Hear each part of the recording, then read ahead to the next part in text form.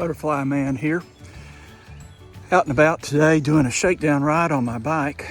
I've ridden old Highway 60 from Winchester all the way to Salt Lick, and then over here to, I think this is called the Clear Creek Furnace.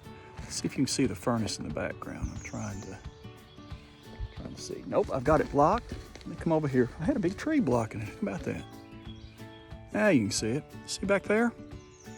That's the Clear Creek Furnace. I think it's an old iron furnace is what it was.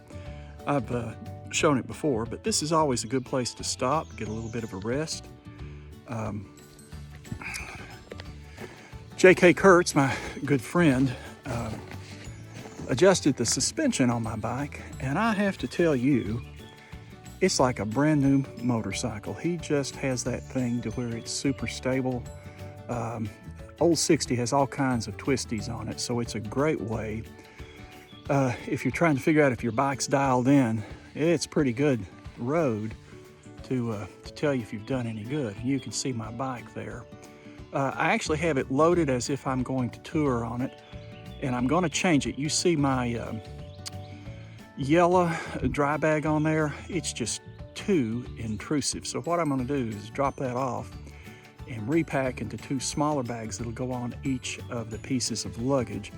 I'll kind of walk back here and let you see the back of the bike behind me. Let's see that?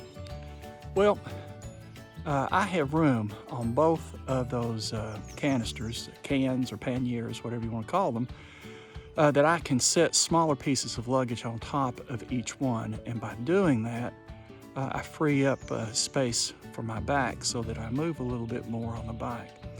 And I will be doing that. It has not been super comfortable coming over here. And that's why you do shakedown runs, see how your bike's going to go. So, I'm not going to linger here long. We're supposed to have some rain coming in, and I want to get back home. I'm about an hour away from home, and actually a little bit less once I hop up here on the interstate. I came the old road. Now I'm going to test that suspension on the interstate to see how it does. But I'm very, very pleased with it. I'm going to convert over and talk about the bike and some other things here for just a minute.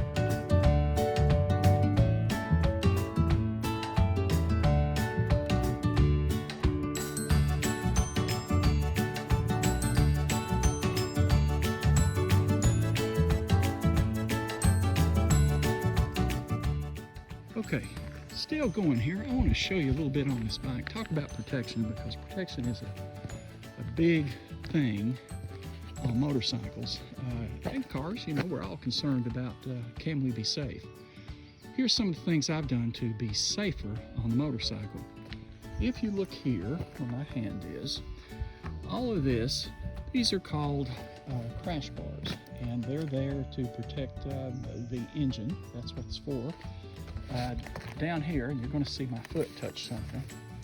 This here, you can see me tapping it. That's a skid plate, and it protects the undercarriage of the bike. All of that together does protect the engine, but if I tip this bike over, if I drop it side to side, it creates some space so that my leg's not pinned under it.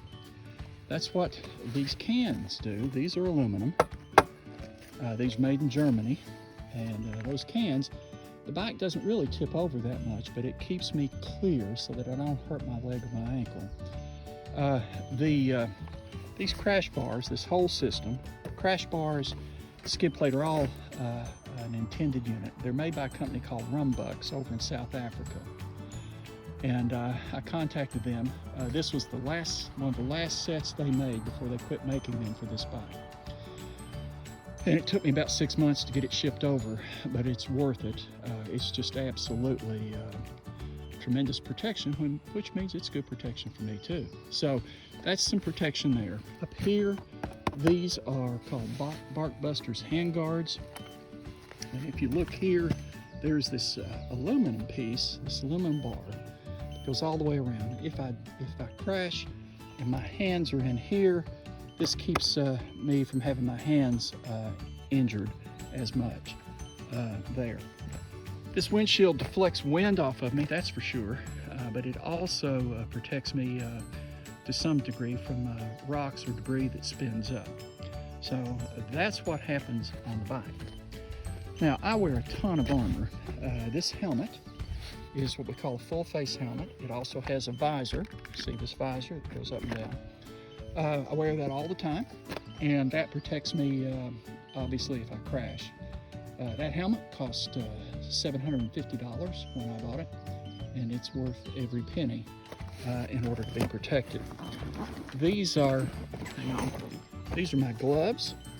They're made by Held, which is a very reputable company for hand protection. It's padded here. It has a gauntlet that comes up to protect me. Underneath, I have a crash pad there so that if I do come off and start skidding, the glove takes the punishment, not me.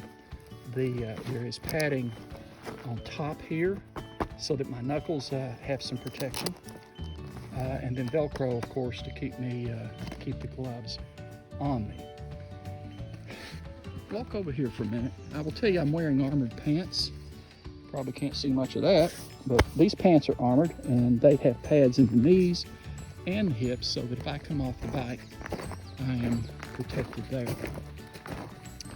I also wear, and by the way, those pants are made by Aristitch. They run about $700. This is a chest protector made by Forcefield. It is body armor, relatively soft and pliable, but at impact it becomes very hard. It protects my sternum, my heart, my lungs from trauma. Absolutely essential. This jacket here, doesn't look like much right now. This is made by Helite. I'm going to back up and let you have a look. It's made by Helite. This is an airbag vest. And when I get thrown from the bike, I have an airbag that detonates all the way there around my neck down here, and it does the same thing on the back. Also in the back of the vest, let's see if I can make a noise with it. I also have a hard pad there so that if I come off the bike, the airbag detonates. It protects my neck so that I don't break my neck, protects my chest, my ribs, and my spine.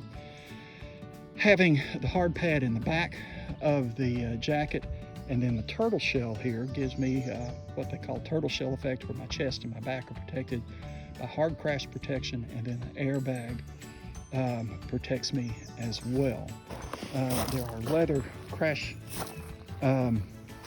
patches here and there. I also have hard protection here and here in the elbows.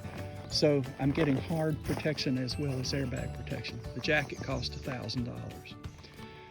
In addition to that, I have this pack that I wear, and that's a Camelback.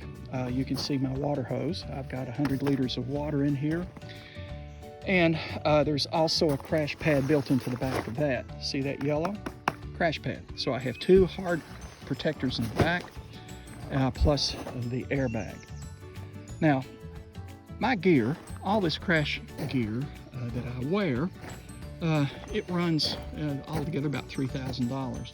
And I talk to motorcyclists all the time who say, gosh, that's just way too much to spend on protection. I'm just not going to do it. Or some of my buddies will say, I don't like any protection. I like to ride free so I can experience the open road. Perfectly your call. It makes no difference to me. I'm not going to tell you what to do. For me, though, in the line of work where I am as a lawyer who deals with personal injuries every day, I know that when you have a catastrophic injury on a motorcycle, you're destroyed. All of this armor saves lives. Is it going to save you every time? No. If a tractor trailer runs over me, I'm out of luck. But in a typical wreck where somebody pulls out in front of me and I'm thrown over the bike, thrown over the car, I have a good chance of coming out with nothing more than a broken arm, broken leg. The reality of medical expense and after accident care, let me just tell you, $3,000 for what I wear, another couple of thousand for the crash bars and the cans. Say I've got $5,000 in all of that. One MRI workup in the emergency room is $10,000 for the MRIs, not counting all of the care. If you break your neck and you're 30 years old and you become a quadriplegic, the life care expense for that is $9 million. Not to mention the fact that you're numb and paralyzed from the neck down for the rest of your life. I believe I'll spend $5,000 in armor and gear to avoid that. That's just me. If you don't want to do it, it won't offend me in the least. So that's just a quick tutorial on the gear I use. And if you have any questions about the gear or what I think of it, give me a call.